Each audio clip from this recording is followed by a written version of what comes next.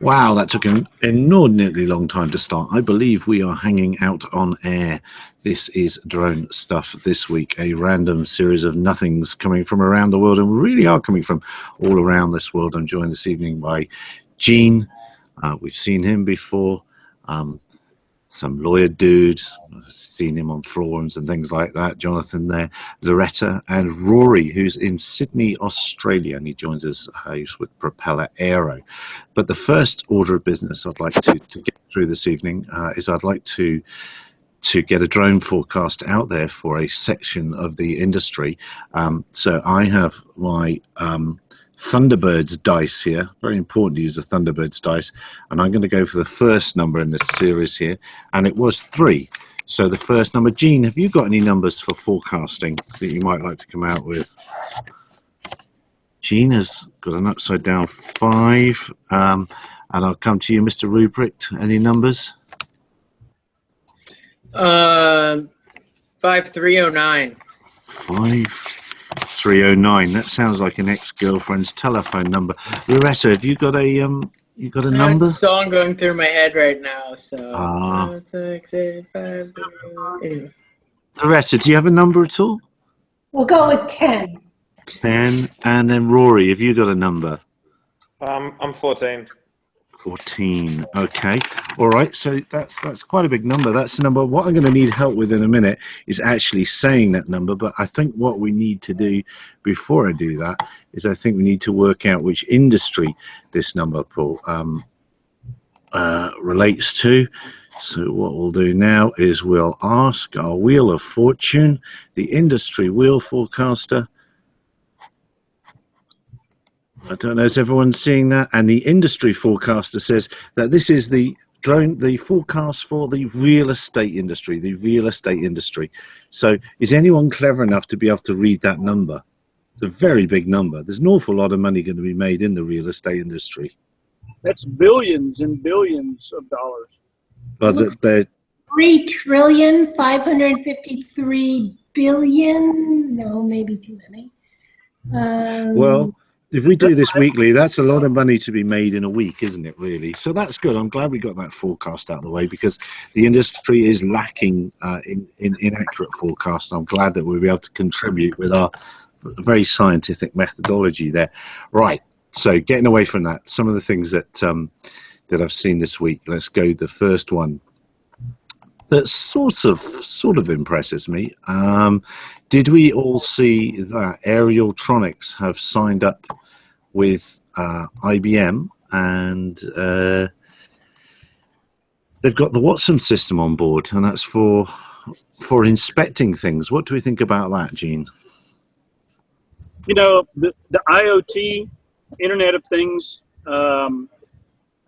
has been kind of lurking in the background for a long time. I've been waiting for this to pop out. And there's been more and more of a push on the internet of the IoT. And with IBM behind it, it's bound to go the way Big Blue always goes, right? In what way is that? Down a rabbit hole. Oh, okay. So you don't see there's much of a future in that then? Well, I mean, IoT could, drones with IoT could work into something, but, my experience with IBM from 20 years ago working in the IT industry is always very expensive, very top heavy, and really pretty much hard to work with. So we'll see what happens. That's just, experience. Anyone else got any thoughts on that?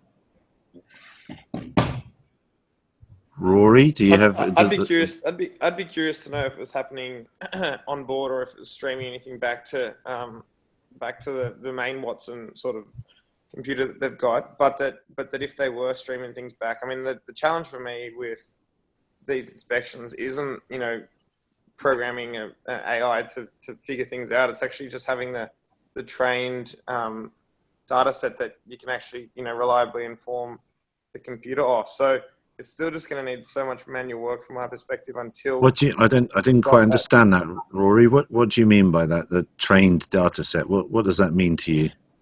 Well, you need to to get a computer to figure something out by itself, you need to tell it what it needs to say is a positive result and what it needs to know is a negative result. And the only way to do that generally is to have a huge data set that contains lots of samples of good and bad results. And I mean, for us at Propeller, we've got tons of inspections now that people are annotating themselves in the browser, and we're sort of thinking about how we can use that to train more of a computer to do that detection work. But it is a real slog, and I think that the challenge isn't so much in the tech; it's more in the data set, at least right now, I think. Okay. Yeah, it's more of an inference engine more than anything else, and you got to teach a machine what to look for. Again, we used to write AI years ago, and it was essentially a huge database of questions that can be categorized and you go look up. Okay. And the next one that caught my eye, and I'll present, this was another app for your DJI craft. In this case, I'm not going to be able to play with this one because it's iOS only, which always annoys the bejesus out of me. But there we go. But the clever thing about this one is, if you look at the video, is that they render the world in 3D, so that when you do your flight plan, you get a better idea. And the other little sort of gimmick that they do is they represent it in 16:9, because that's the way you're going to be wanting to film it. So I thought that was quite clever and quite a leap forward over what we were all playing with, just within the last 10 years, when just getting a three-dimensional waypoint. By that I mean getting an aircraft to hit a height and a direction and a speed and a place. Just getting that to happen was amazing. So now people are introducing it in 3D as well. So I don't know, did anyone else see this? Yeah, I still look for the survey mapping capabilities as the only thing that kind of tickles my fancy, to be honest. Yeah, I mean, this is for the Karma market, really, isn't it? And the Mavic. Well, no, it's not for the Karma market, is it? Oh, that was a Freudian slip, wasn't it? Really? It will be for the Mavic market. Yeah, I mean, it's the selfie drone sort of people, and for those that will connect with it. But I just thought it was quite amazing that it's all done in 3D. So we obviously didn't see a lot of that one. What else can I go on?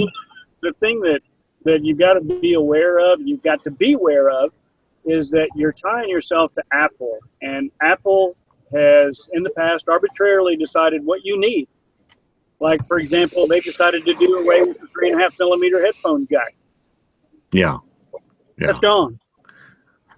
So you're going to be tied to whatever Apple gives you, which is, to me, a bit of a problem. But, I'm old and a curmudgeon, but that's the way it goes.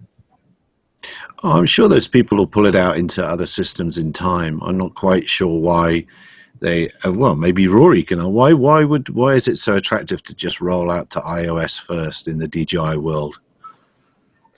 I don't know why, and I'm definitely not into it either. I mean, we're building an app right now, but it's going to be Android first. So, and that's because, while we're iterating through the features, we want to be able to push things quickly, and Android lets you do that and iOS doesn't. So I'm much more of the Android camp or both camp, and almost I'm pretty grumpy about iOS only apps as well. Thank you, Rory. Yeah, you've done well there.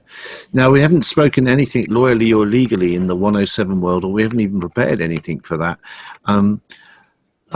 Loretta and Jonathan, has anything caught your eye with what's happening in the marketplace this week, legally wise?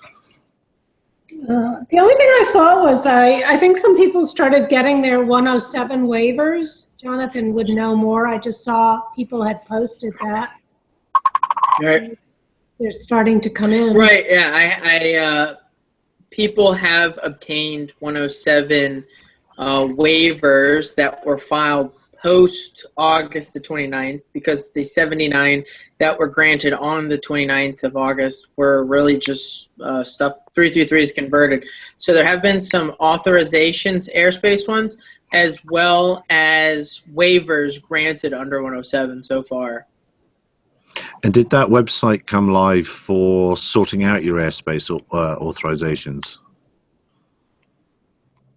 I mean, the website's up. You can file on it, and right now, statistics that I have, the data I have on the back end here is around mid-September or so. We had around 600 airspace authorizations requested.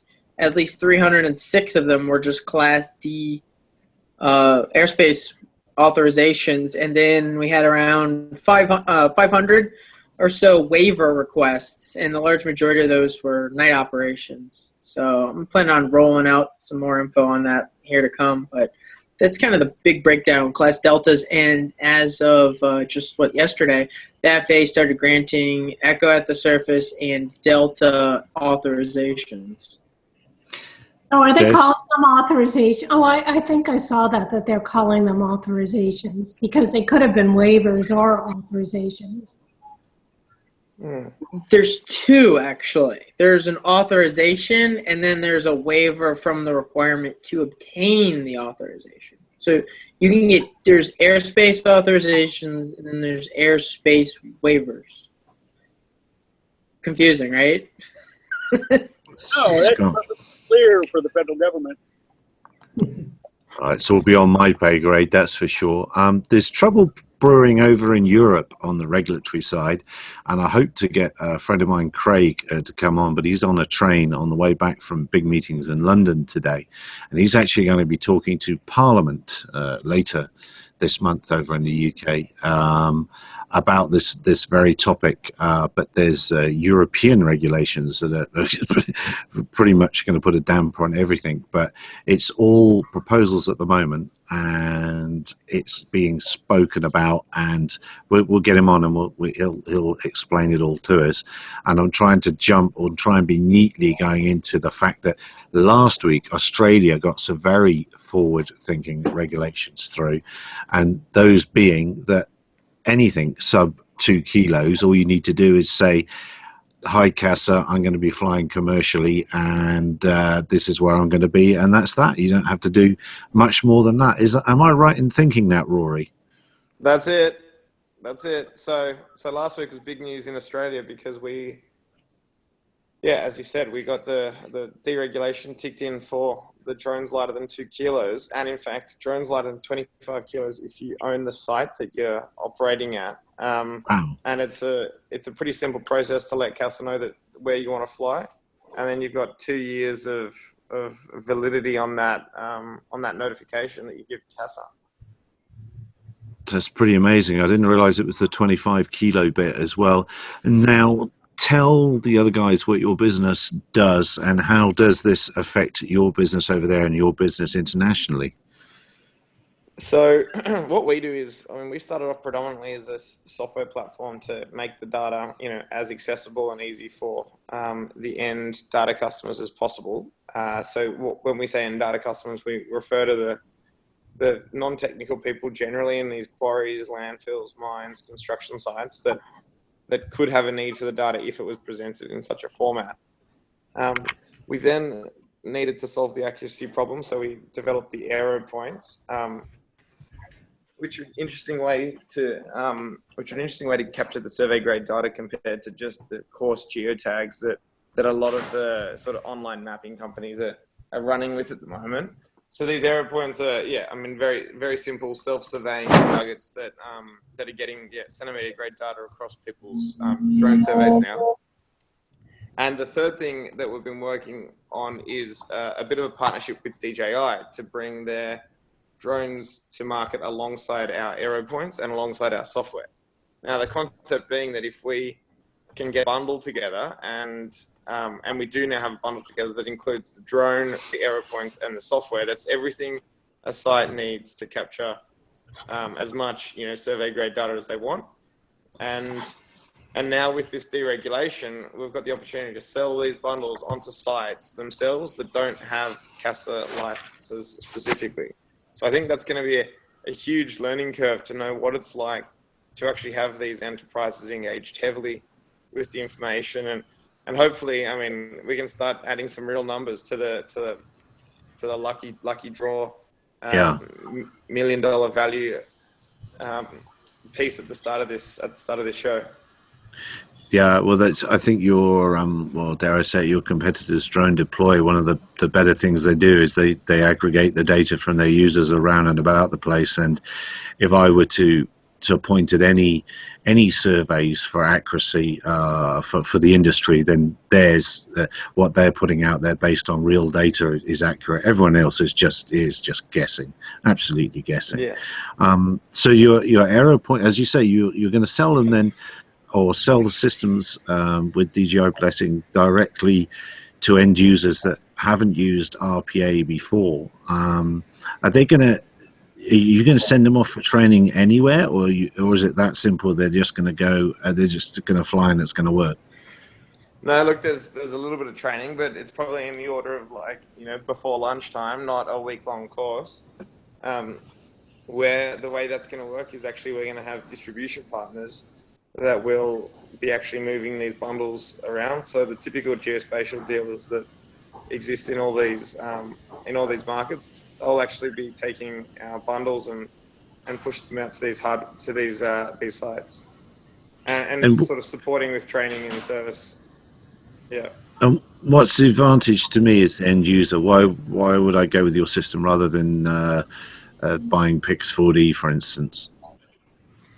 So what we're seeing is that these bigger companies that have sites all around, say, any one particular country, getting Pix 4D is very much a site-specific solution, and already I think these sites are taking quite a big step in adopting a drone to live on site. What they're concerned about is that there's already the learning curve of the drone. Bringing a learning curve in for Pix 4D as well is a risk that some of them haven't been prepared to take. And I think it's okay for one or two sites to have Pix 4D, living there and the teams processing data individually. But when you're at any sort of scale, say across five or more sites, you really don't want to have the quality of the data dependent on the mood of the operator on that particular day. If that data is going to be used across the organization, then there needs to be some standardization as to how it was captured, how it was made accurate, and how it was processed. And I think working with a company like Propeller alongside our Aero Points gives these enterprises a really easy way to stand by what's being done, and have more of a managed service than needed to roll it out themselves. And I don't know, Gene, if you've seen these points, are you sort of aware of what we're talking about here? Absolutely. Ground control points are essential for collecting and actually producing high-quality orthomosaics. We go out and do them all the time. We use a Trimble or something like that to try to get as accurate as measurement as we can get. I know exactly what they're talking about, and this is a brilliant idea as far as I'm concerned.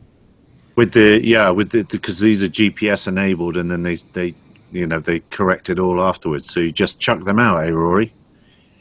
That's it. You scatter these 10 things out there, and then half an hour later pick them up. They connect to a Wi-Fi network and upload all their data to us, and we generate a CSV and a PDF report with the XYZ coordinates down to centimeter grade. And how did sales go on the first lot of them that you had? Because this isn't long out, is it? Yeah, the first lot, to be honest, the first lot were fully sold out before we even released them, just because a few of our early customers got wind that we were developing these things and just snapped them all up before we had the opportunity to bring them out to the wider market. So the second run is being manufactured now, and it's being pre-ordered by people from all around the world online. And I recommend, if anyone is interested, that they're being sold probably faster than we can make them at the moment. So by the time they launch in November, this second run, it's likely, it's not guaranteed, but it's likely that we'll be in pretty short supply then as well. And is DJI going to... Sorry, Gene, after you. That's a terrible position to be in, Rory. I feel so sorry for you. Yeah. I know, Gene. It's a shame. I figured we're not going to have this opportunity too many times, and we should enjoy the moment while we can. You nailed it. And what are you doing to mitigate those problems then? I mean, are you going to China and shouting at anyone? Yeah, we were in China last week actually, working alongside the manufacturing team, making sure that A, the quality's up to spec, and B, that they're producing at the rate we need them to. So that's it's been a good learning curve as well, and spent some time with the guys at DJI there as well, getting some manufacturing tips from the pros. Oh, and I know the other thing that happened to you, had some investment from Silicon Valley of all places. I understand they have something to do with technology there. Something. Yeah, I was actually over in America back in April, and we were there on a bit of a fundraising drive, and it was successful, and so announced it kind of last week to coincide with that CASA deregulation, kind of add a bit of fuel to the fire, as they say, and yeah, it's been a fantastic little experience working with the guys at Excel and Costanoa who are in the round. So, you know, propeller's alive. I don't think we're not looking to be the most well-funded startup. I think we care much more about building a sustainable business from, you know, customers and revenue, and I think that's what's largely supported us to date. But it's always good to have a little bit more in the tank in case you need to, you know, push hard on something like the airpoints, for example. So I've seen a lot of, not a lot, but several aviation groups in Australia are a bit upset about new regulations, and it is almost chicken lick in the skies falling in. Do you think it's going to be chaos down there now? I actually disagree with those arguments wholeheartedly. And the reason I disagree is twofold. Number one is because CASA has made it really clear about, you know, what needs to happen to bring a commercial operator in it, or rather the scenario where you might need a commercial operator and the scenario where you can operate yourself. And I think I'm very much against arguments that are protective of, you know, all the industries, and to use the common argument, it's sort of Uber style example. I'm never gonna fight for the taxi industry. But the second big reason I don't agree with this argument is because the rules are in place to, no, sorry, let me rephrase. There's always been the opportunity to fly sub 2 kilo drones in Australia, and until now it's been for hobbyist purposes, and now you can do some level of commercial activity also without a license. Now, the people that obey the rules there are a select few people in Australia, and they're not the people we need to worry about. So those people weren't flying commercially previously, and they're potentially not going to be flying commercially now. It's the people that don't obey the rules, that have never necessarily obeyed the rules, whether they're, you know, whether it's hobbyist or commercial.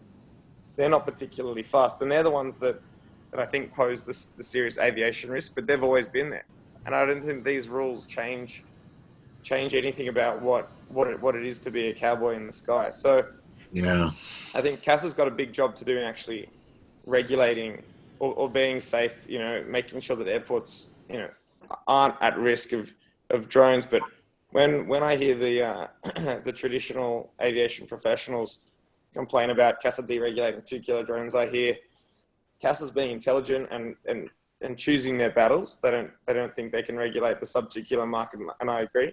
But the other thing is that the people we all need to worry about are the people that would have never obeyed the rules anyway. Yeah, well, I think it's an international problem, isn't it? I haven't done anything yet, and you guys probably haven't seen it, but there's here, sadly, in South Africa, yet again, there's a video of a chap, quite a big hexacopter, and a power paraglider appears out of the sun, and the bloke doesn't get out of the way. He says, "Look, the paraglider didn't see me and flew straight into me." so I think a little bit of training is required there for that guy, and to even post it. Yeah, but that guy would have done the same thing whether the laws said, you know, yeah, commercial operation or a hobby operation. I just think the argument is a little bit buoyed. Yeah. And it's mad what people are doing out there.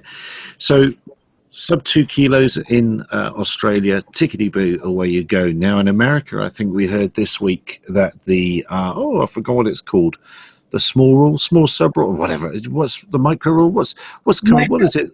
Micro rule. They're beginning to talk about that again. There was a committee, wasn't there? What's the feeling now? Isn't that 2.2 pounds rather than 2 kilos? Maybe lawyers, you could Fill me in. Or not. I forgot what it was at this point. There were so many iterations of it.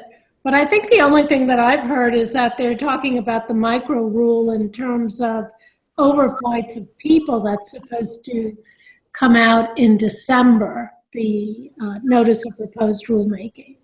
But I don't know, Jonathan, do you know any more word on a micro rule?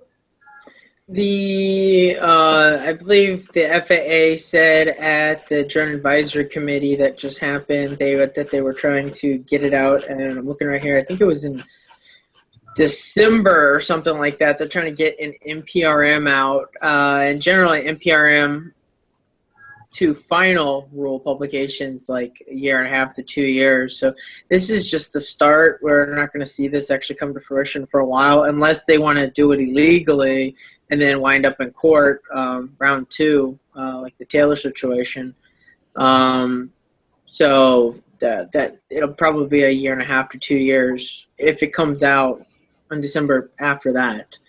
And the big overflight of people. That's only for overflight of people. That's not a Australian type of micro UAS rule. Right. It's only the U.S.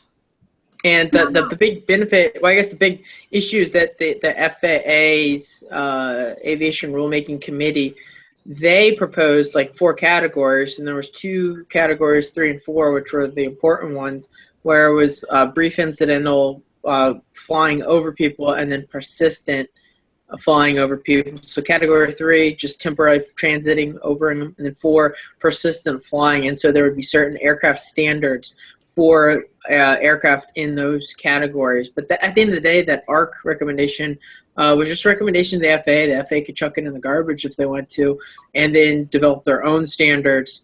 And so one thing I'm kind of wondering right now is, how much does the Mavic weigh, and does the micro rule, that cutoff point will be just a smidge above that? To see how that turns out. What is 2.2 pounds in grams? Anyone got their E6B handy? Well, no, it's 1.64. I think that's what it was. No, 2.2 pounds is more like 1 kilo. No, yeah, it's a kilo, isn't it? Was 1.64.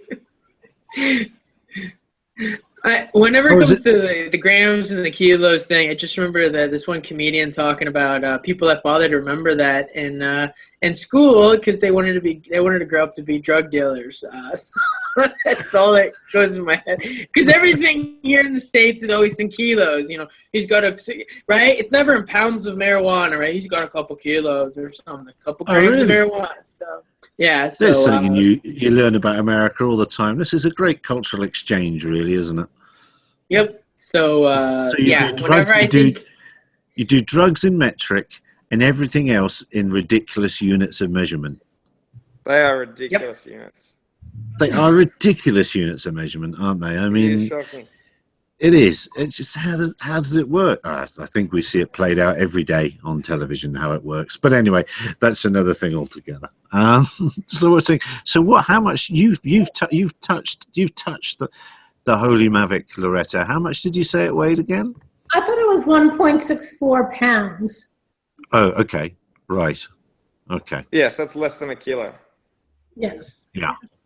Yeah, it is. Yeah, I thought it's like 750, 800 grams, something like that. So yeah, so they have cleverly positioned that platform then for the micro rule. Potentially. Yeah, fair play to them. So there's another advantage for it. I see that GoPro's stocks have sort of leveled out a little bit. I guess we're all waiting for the actual release of the Karma to see just really what it's like and what their service support is like. I promised I wouldn't rant on about how rubbish I think it is. But anyway, moving on very swiftly. So the micro rule is being looked at in America. Now, what about your big $1 million case? Can you tell us anything about that, Jonathan? Is that moving forward, or is it just the wheels turning slowly? Oh, wheels are turning slowly. So, I mean, the DOJ, I believe we were expecting them to file their reply to our brief, and I believe they did. And so, at some point, the D.C. Circuit Court of Appeals, they can do an oral argument.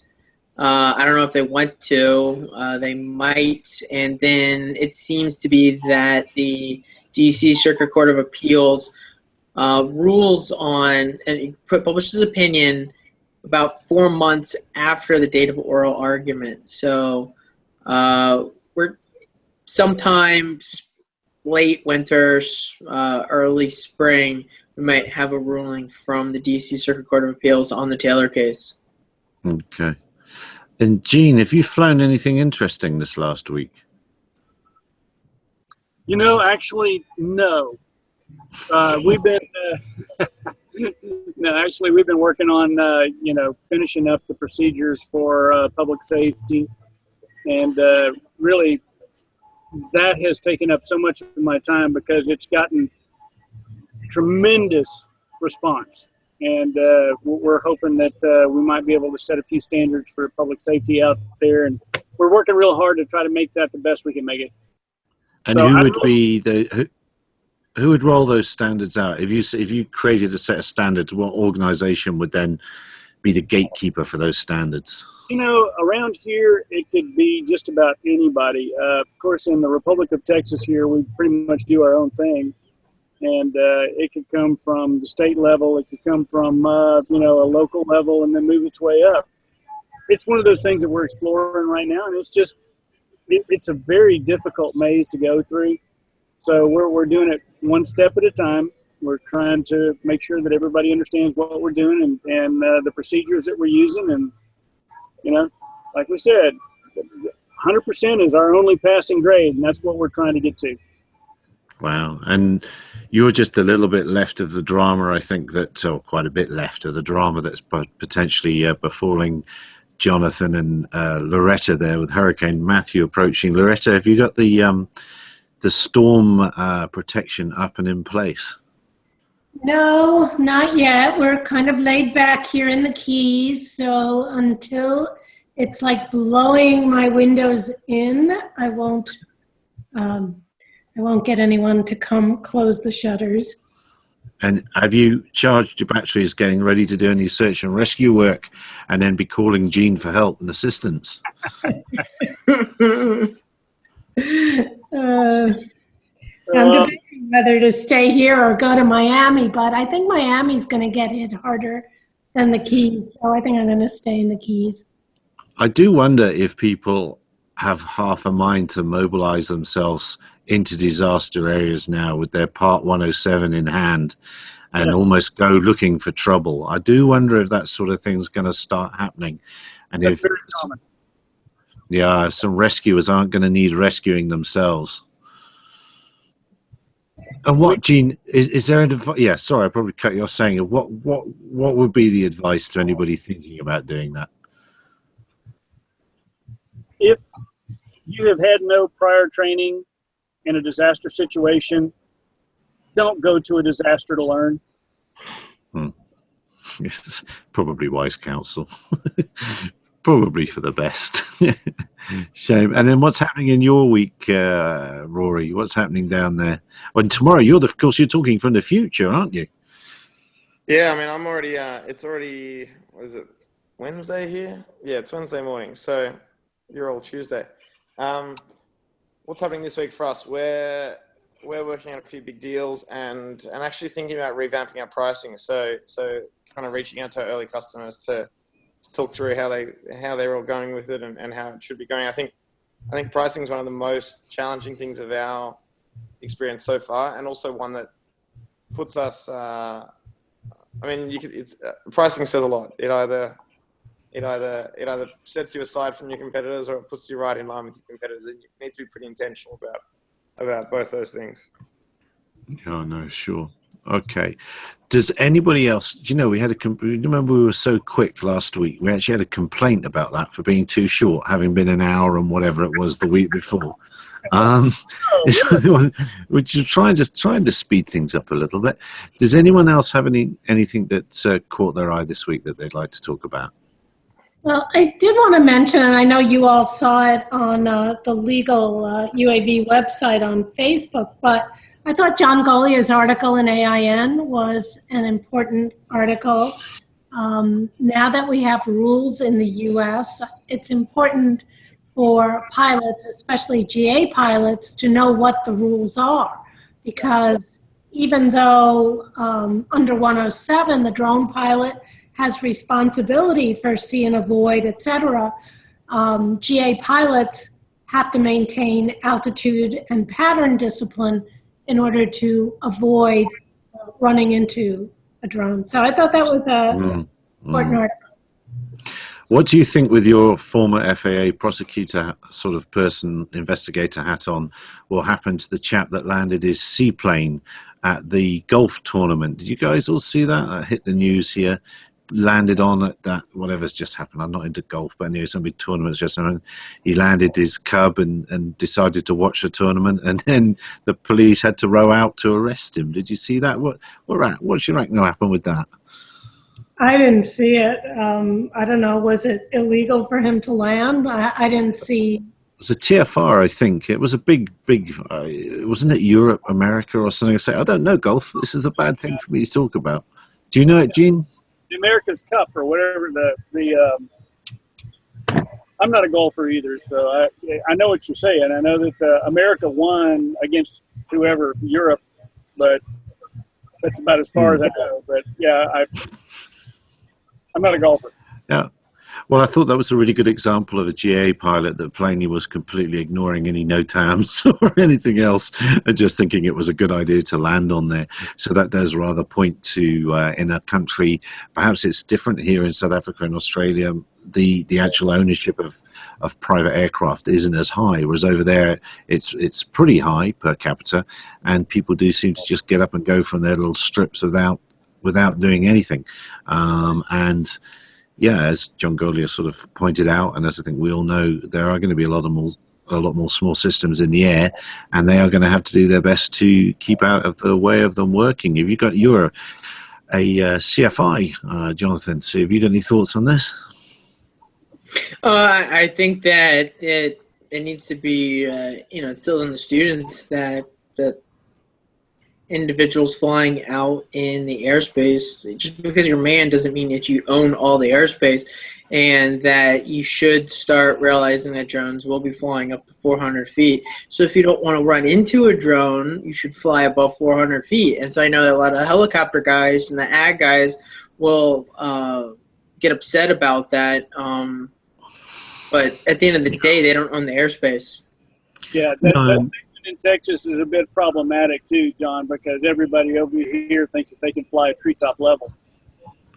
And there's other implications to all of us as the pilots. There's other implications in that. That's all great until the engine stops, and then you really have got. So it's kind of not actually it's great fun. We've all done it, but it's not actually the best thing to do if you want to stay alive. You want to be up higher and be able to land somewhere, or at least give yourself some more options. It's not safe for other reasons, not just more so in my opinion than flying into someone that might be flying a Phantom. Yeah. I was expecting the flight instructor to jump in there, but he's probably some legal reason or NDA that stops him talking about these things. Who knows? Anyway, guys, so yeah, thank you for that, Loretta, and I did see that, and he makes a fair point. So the second time of asking, going once, going twice. Does anyone else have anything else? Not me. No. Not me, Gary. All right, mate. Well, you enjoy your working day over there in Sydney. It's probably a lovely spring day. It's a bit wintry for the spring day here. We've got snow back on the mountains, 35 the other day. It's a bit chillier than that now. And you guys in America, enjoy the rest of your evening. And we'll speak again next Tuesday. More nonsense, guys and girls. Thanks very much for turning up. Adios. Bye. Adios. Bye.